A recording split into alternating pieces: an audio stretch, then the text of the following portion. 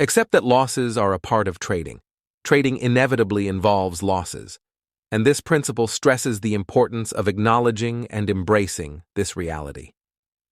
Here's a broader explanation. In trading, no strategy is infallible, and no trader can avoid losses entirely.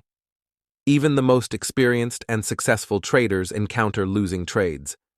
Understanding and accepting this fact is essential for maintaining a healthy mindset as a trader.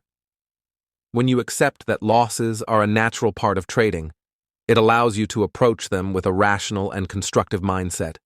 Rather than viewing losses as failures, you can see them as opportunities for learning and improvement. Analyzing losing trades can reveal valuable insights into what went wrong and how to avoid similar mistakes in the future. Moreover, accepting losses helps prevent emotional reactions that can lead to further losses. Traders who refuse to acknowledge losses may be tempted to engage in revenge trading or deviate from their trading plan in an attempt to recover losses quickly. These emotional responses often result in more significant losses. Successful traders view losses as a cost of doing business.